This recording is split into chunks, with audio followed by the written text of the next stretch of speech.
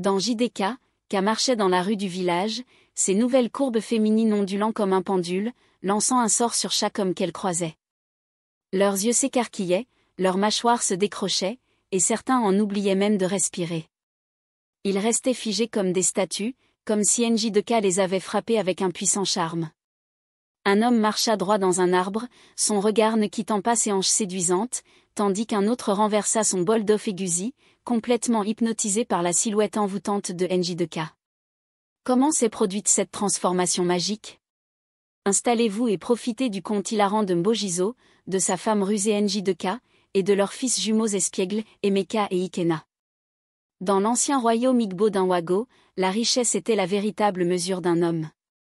Et pour Paul Mbogizo, il semblait que Dieu n'avait jugé bon de lui accorder aucune bénédiction. Vivant dans une petite hutte en boue avec sa femme NJ2K et leurs fils jumeaux Emeka et Ikena, Mbogizo était la risée du village.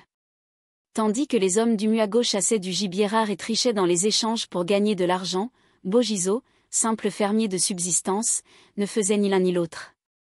Non pas par intégrité, mais simplement parce que l'idée de prendre des risques ou de gérer du stress ne faisait pas partie de sa nature.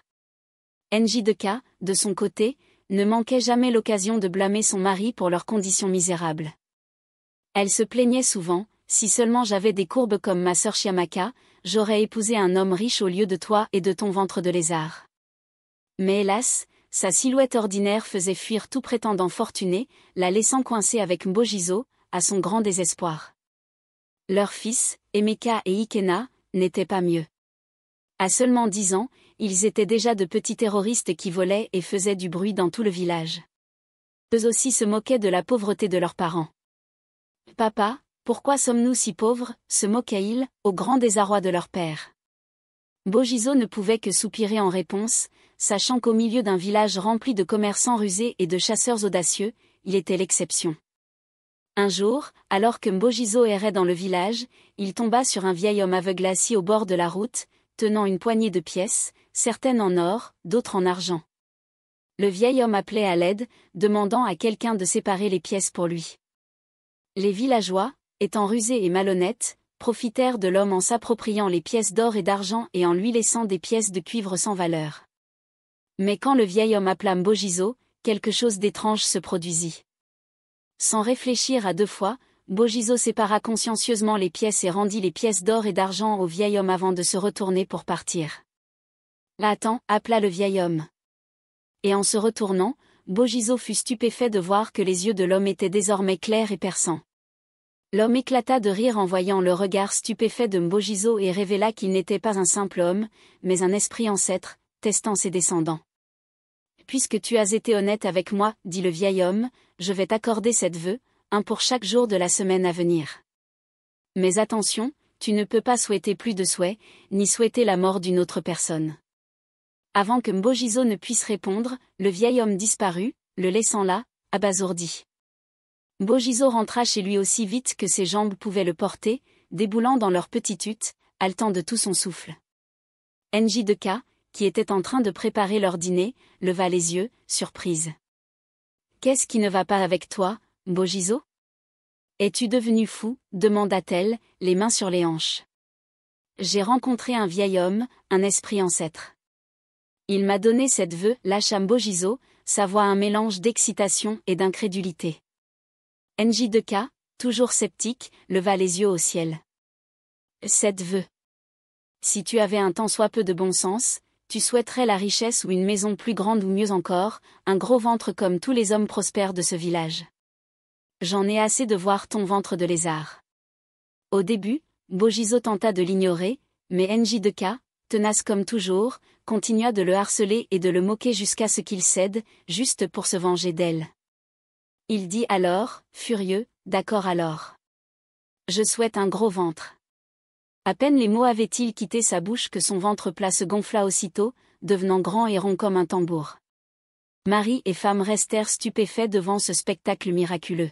« Femme insensée, tu m'as fait gaspiller un vœu pour ça » cria-t-il en serrant son ventre nouvellement gonflé. « Alors c'est vrai » s'écria NJ2K en retour, ses yeux grands ouverts de stupeur. « Et toi, grand imbécile, tu as souhaité un gros ventre au lieu de quelque chose d'utile, dit-elle. Alors qu'ils se disputaient avec véhémence, leurs fils jumeaux, Emeka et Ikena, rentrèrent de l'extérieur. En voyant la nouvelle silhouette absurde de leur père, ils éclatèrent de rire, le pointant du doigt et se moquant de lui. « Papa, que t'est-il arrivé ? As-tu avalé un pot ?» le taquina Emeka, tandis qu'Ikena se tordait de rire. Et ainsi, de façon typiquement Mbojizo, le premier de ces 7 vœux fut gaspillé pour rien de plus qu'un ventre rempli de problèmes, laissant Mbojizo et Njideka se demander ce que les 6 jours suivants leur réservaient. Alors que la nuit avançait, Mbojizo s'allongea sur sa natte usée, se retournant comme un poisson hors de l'eau. Son nouveau ventre potelé était aussi inconfortable que ridicule. Pendant ce temps, sa femme Njideka marchait nerveusement autour de la petite hutte en terre, son esprit tournant comme la langue d'une commère du village. Elle ne pensait pas au fardeau que son mari portait, mais plutôt à la façon dont elle pourrait utiliser les 6 vœux restants. Oui, dans son esprit, les souhaits étaient les siens, et non ceux de Mbojizo. Après tout, se dit-elle, qui d'autre que moi devrait décider comment dépenser ses bénédictions ? Njideka avait toujours rêvé d'avoir une silhouette voluptueuse comme celle de sa sœur Chiamaka. Njideka avait une silhouette droite et ordinaire, comme un bâton de yam abandonné. Chiamaka, en revanche, était bien formée, attirant les prétendants comme des mouches vers la nourriture pourrie. La frustration de Njideka débordait alors qu'elle s'imaginait avec les courbes d'une déesse. Mais tandis qu'elle fantasmait, Mbojizo gémissait comme une chèvre en travail, son ventre gonflé rendant le sommeil impossible. Tôt le lendemain, incapable de supporter l'inconfort plus longtemps, Mbojizo utilisa son 2e vœu. « Je souhaite que ce gros ventre disparaisse », murmura-t-il. Et instantanément, son ventre retrouva sa taille habituelle et misérable.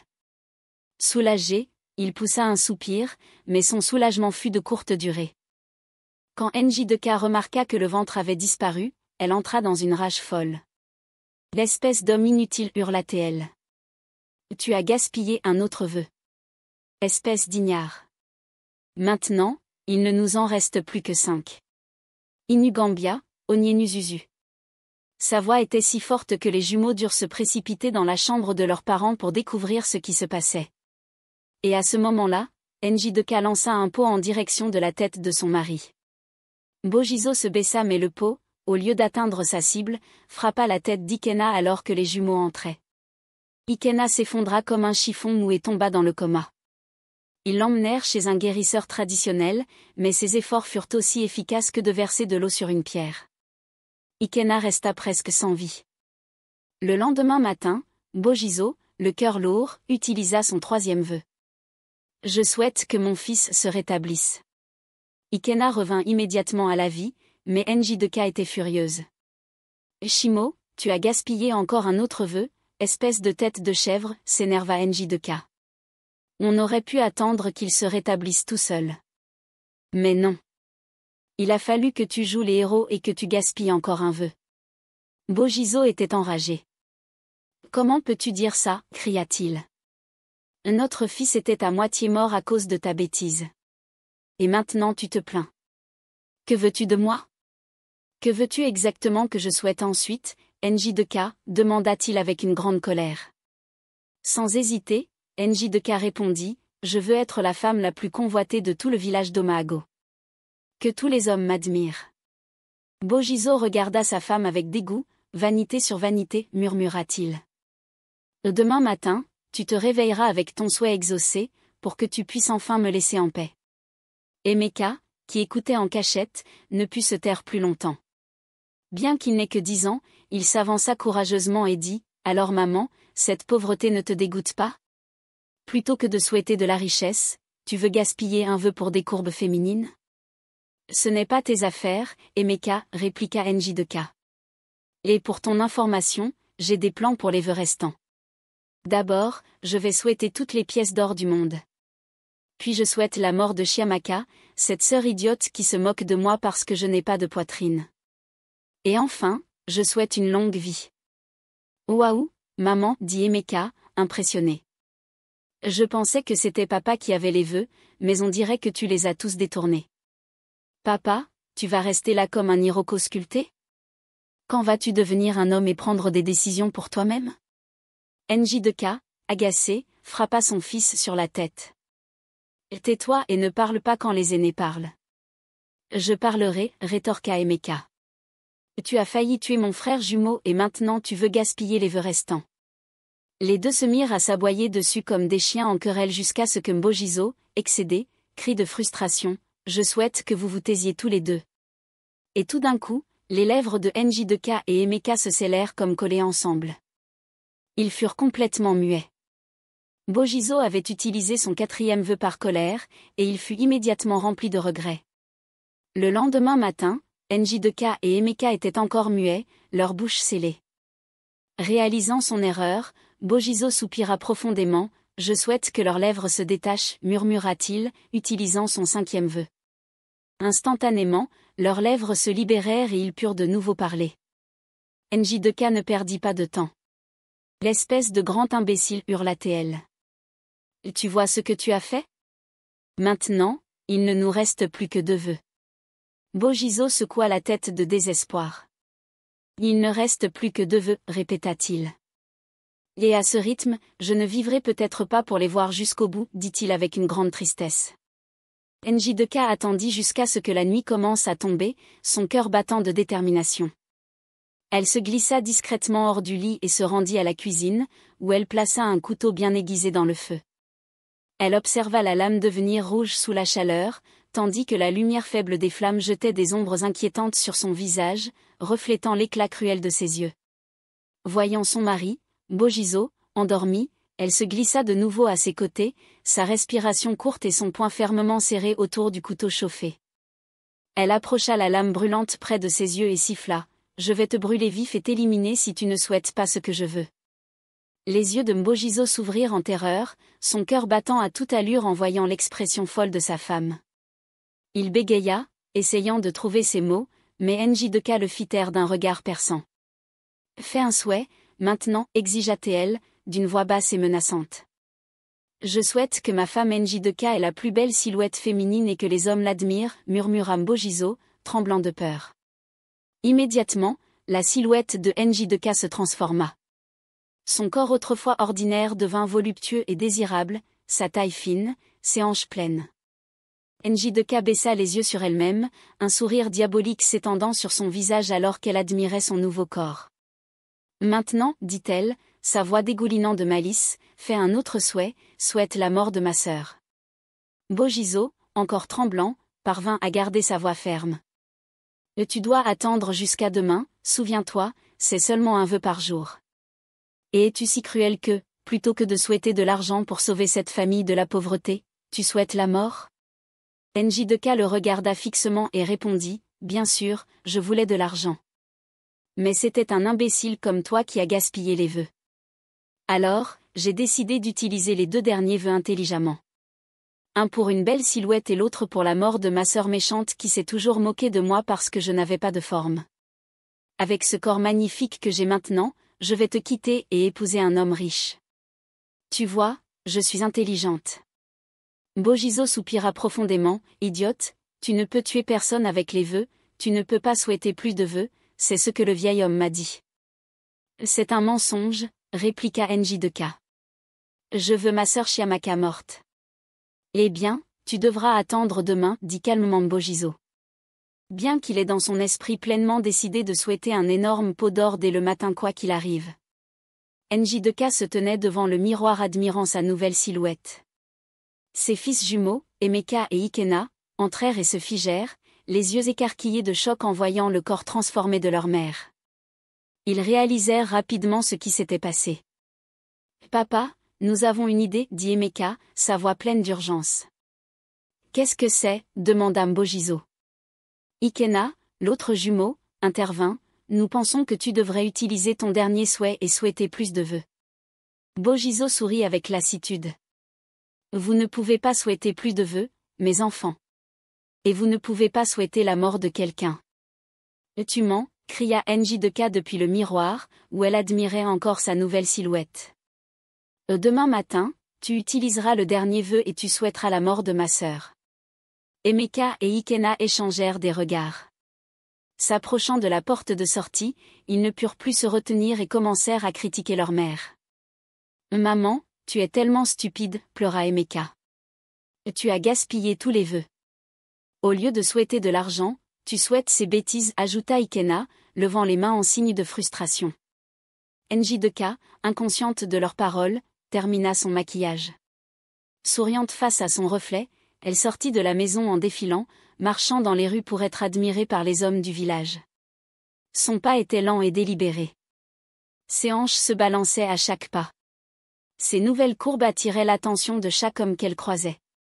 Les yeux s'élargissaient, les mâchoires tombaient, et des murmures emplissaient l'air alors que Njideka savourait les regards envieux et admiratifs des villageois. Mais tandis qu'elle marchait dans la rue, les jumeaux emmenaient leur père, Bojizo, dans un endroit caché pour le dissimuler jusqu'au lendemain afin d'empêcher Njideka de manipuler le dernier vœu. Les jumeaux voulaient que leur père utilise le dernier vœu et souhaitent des sacs d'argent et d'or. Mais tandis qu'il marchait, les yeux de Mbojizo tombèrent sur sa femme. Entouré d'hommes qui la regardaient avec convoitise, la colère commença à bouillir en lui. Toute la frustration accumulée et l'humiliation qu'il avait endurée à cause d'elle refirent surface. Il se rappela les vœux gaspillés, les disputes, les menaces. Les jumeaux remarquèrent l'agitation croissante de leur père et tentèrent de le tirer à l'écart, mais ils étaient trop petits pour le déplacer. Par pure frustration et dépit, Bojizo cria « Je souhaite que ma femme fasse un énorme paix tout de suite. » Et en pétant, que son ancienne silhouette plate revienne. À peine avait-il prononcé les mots qu'un grand paix retentit dans la rue, résonnant bruyamment. Njideka se figea d'horreur alors que le son semblait se réverbérer contre les murs. Les villageois, qui l'admiraient encore quelques instants auparavant, éclatèrent de rire, la pointant du doigt et se moquant d'elle. À la grande consternation de Njideka, ses nouvelles courbes commencèrent à se dégonfler. Son corps rétrécit, retrouvant sa forme plate d'autrefois. Humiliée, Njideka courut chez elle, les larmes coulant sur son visage, tandis que les rires moqueurs la suivaient. Les jumeaux, stupéfaits, réalisèrent que leur père avait gaspillé leur dernier vœu. Bojizo, désormais accablé de regrets, se rendit dans un buisson solitaire et s'assit, les larmes coulant librement. Il pleurait amèrement, se reprochant d'avoir laissé ses émotions prendre le dessus sur lui. Il avait mal utilisé le dernier vœu et maintenant leur chance d'une vie meilleure s'était envolée. Alors qu'il pleurait, le vieil homme qui lui avait donné les 7 vœux apparut devant lui. Les yeux du vieil homme étaient remplis de sagesse alors qu'il parlait. Mbojizo, ton nom signifie « quand Dieu juge bon ». Mon fils, Dieu te bénira en temps voulu. Tu es un homme bon, mais tu dois devenir plus courageux. Retourne chez toi, sois fort et gère ta famille comme un homme. Njideka, ta femme, a appris sa leçon, et si tu tiens bon en tant qu'homme, elle commencera à te respecter. Ne baisse pas les bras. L'honnêteté paie toujours. Tu n'as pas besoin de vœux pour réussir dans la vie. Tout ce dont tu as besoin, c'est de travail acharné et de ténacité. Avec ces mots, le vieil homme disparut, le laissant seul avec ses pensées. Lentement, il essuya ses larmes. Un nouveau sentiment de détermination le submergea, il se leva, redressa les épaules et commença à rentrer chez lui. Il savait qu'il avait fait des erreurs, mais il savait aussi qu'il pouvait devenir un meilleur homme. Il se rappela les mots de sa mère défunte. Mbojizo, mon fils, disait-elle toujours, efforce-toi de devenir un meilleur homme chaque jour. Et avec la pensée de l'amour de sa mère et la foi qu'elle avait en lui, il fit un pas en avant, prêt à affronter tous les défis qui l'attendaient, résolu à construire une meilleure vie pour sa famille grâce à sa propre force et à sa détermination.